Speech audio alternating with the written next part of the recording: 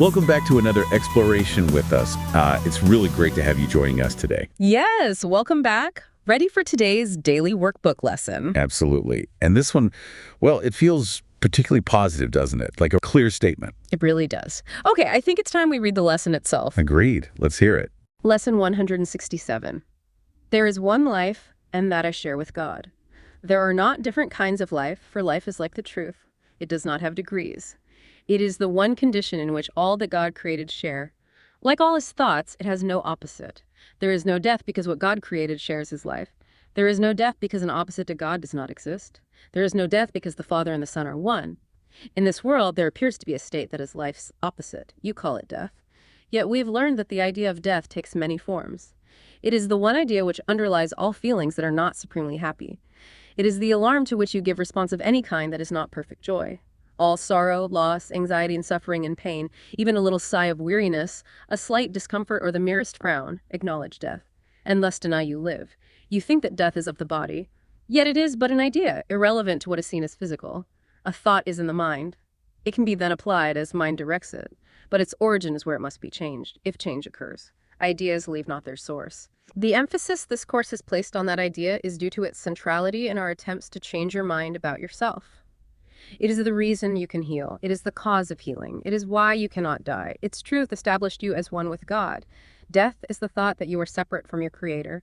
It is the belief conditions change. Emotions alternate because of causes you cannot control, you did not make, and you can never change.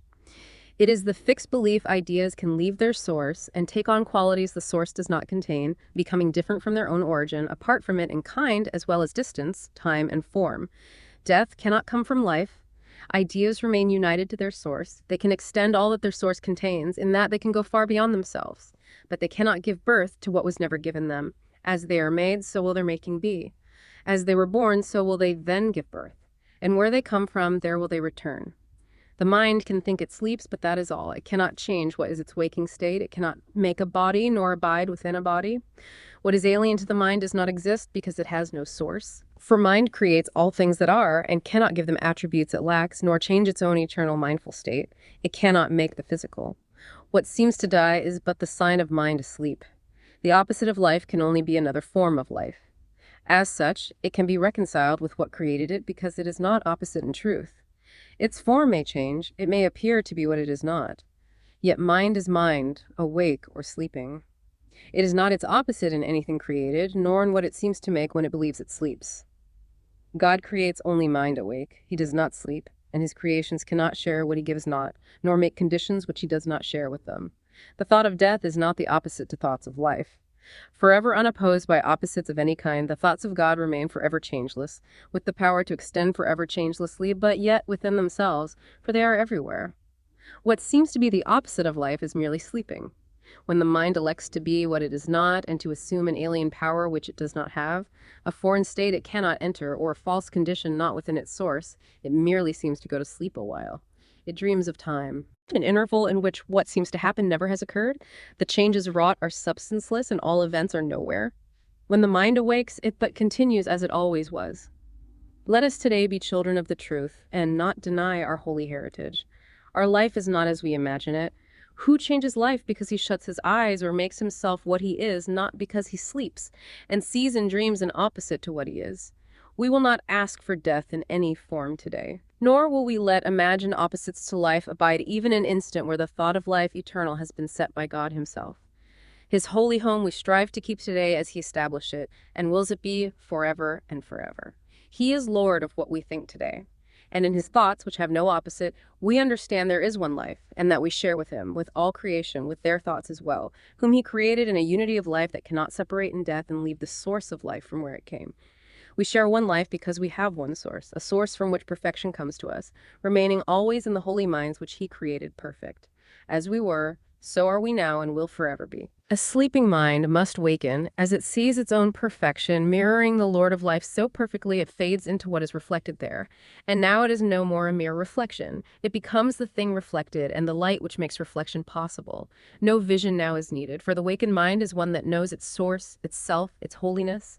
Okay, that reading, it just lays it out so plainly, doesn't it? This pretty radical idea, one life shared with God, and no opposite. Exactly. It's a profound statement.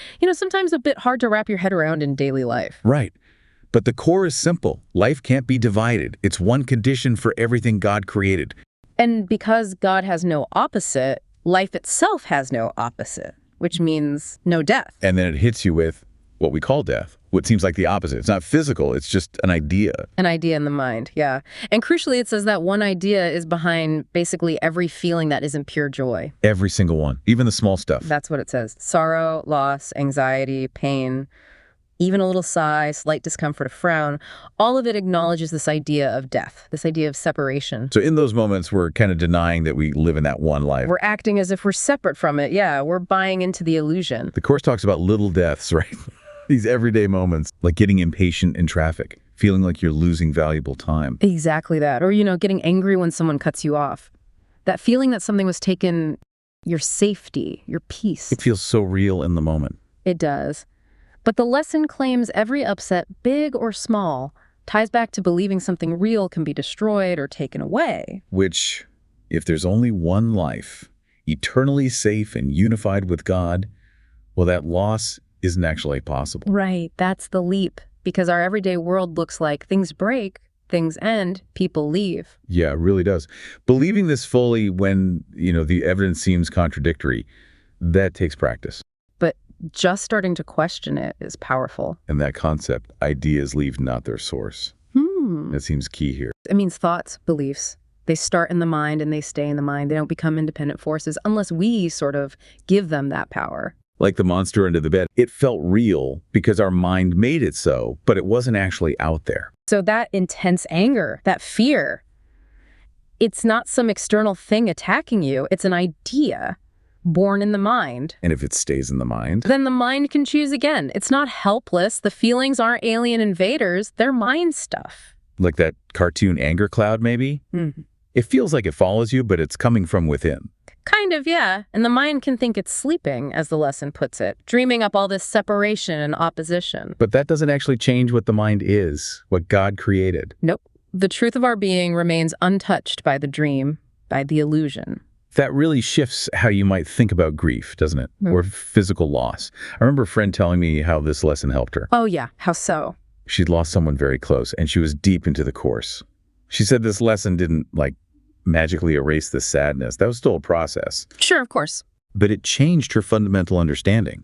She had this quiet conviction that the person hadn't really gone anywhere. Their life wasn't just the body. So she felt their essence, their being, was still part of that one life. Exactly. She felt their presence was still totally real, just different. Like they'd fully merged back into that oneness. And since she was also part of that one life, the connection couldn't actually be broken. Right. That's what she felt. That's a really powerful application. And it highlights something important, being gentle with ourselves. Totally. It's not about flipping a switch and feeling only joy when loss happens. No way. We're so conditioned to believe in separation. Undoing that. It's a process. It can be slow. And that's okay. You can feel what you feel, be honest about it, while also holding this truth in the back of your mind that ultimately your true self can't be harmed or lost. The mind just needs time to wake up. And the lesson is so reassuring there. It says the mind might seem to sleep, seem to dream of time and change, but its actual nature, its unity with life, never wavers. So when it wakes up, it just continues as it always was. No harm done, really. Okay, let's make this really concrete. Think about a common scenario. You get home, totally wiped out from a long day. Sounds familiar. It's your turn to watch the baby, who, miracle of miracles, is actually asleep. You finally sit down. That sigh of relief. Exactly. But then, 5 minutes later, baby starts crying. And your partner, knowing it's your shift, stays put. Oh, boy. Yeah. Feel that irritation rising. Instantly. That annoyance may be turning into real anger. So applying the lesson here. What's step one? Well, that anger itself, that's the ego protesting, right? It feels cheated. I deserve that piece. This isn't fair. Right. It's seeing the piece of something fragile that just got destroyed. Exactly. And that feeling is a little death, like the lesson describes, the death of expected peace, that frown, that discomfort. It's acknowledging the idea that something real and good was just lost. The death of control, maybe. Things aren't going how I wanted them to. That belief that conditions are changing against your will, that external causes are messing things up, the lesson ties that directly to the thought of death, of separation. Okay, so step 2 then is seeing the underlying belief, the feeling of being separate. Yeah, the mind story. This situation is unfair. I'm separate from rest. Life is attacking me right now through this crying baby. That feeling is the separation the lesson talks about. Thinking I'm separate from the source, separate from the peace that's part of the one life. Right. You're seeing the baby's cry as an external threat to your separate well-being. Your mind's asleep, seeing this as something foreign, something wrong. So the pivot, step 3, is consciously choosing to wake up, to remember the one life. It's at that crucial moment, instead of just reacting, you pause. You bring the lesson to mind. Like an inner dialogue. Okay, mind, you're flipping out because peace seems gone, but wait. Peace isn't dependent on a sleeping baby. Peace is part of the one life. It can't be destroyed. Exactly. This moment, tiredness, crying baby and all, is still part of that one life. It's not an attack unless my mind makes it one. Choosing to see it maybe is just Yeah. what's happening, an opportunity even. Yes. And then step 4 follows naturally, extending from that different perspective, undoing the death of peace. How does that work? Well, once you recognize peace isn't something external that was just killed off, the anger doesn't have the same fuel, it starts to dissolve. The death, which was just an idea anyway, gets undone. Okay. So your actual response changes. You might still be tired. Sure, the tiredness is real, but the bitterness, the resentment fades. You see, it's your turn, it's just part of the flow. So you get up, maybe you're not thrilled, but with acceptance, willingness. Right. The miracle isn't stopping the crying, it's the shift inside you, restoring your inner peace. The baby is no longer the enemy of your well-being. It's just part of the unified experience, moving from that death thought of resentment back to the life of acceptance. Exactly. The anger was the little death. So to kind of wrap up the core idea, Lesson 167 tells us life is one, it's eternal, shared with God, and death, in any form, is just a mistaken idea. It can't actually touch our reality. Yeah, it's really an invitation, isn't it? To notice all those times we believe something's been lost, whether it's deep grief or just, daily frustration, and gently choose to remember our wholeness instead. That our true life in God is always there, always untouched, and the mind will eventually wake up to that. It's inevitable, according to the Course. So maybe a final thought for you to consider. If every unhappy feeling, big or small, is a way of believing in death, what little deaths might you be ready to question in your own life today? As we wrap up today's exploration of Lesson 167, the profound truth it offers is simply this. Our life is one with God, and it cannot be diminished or lost.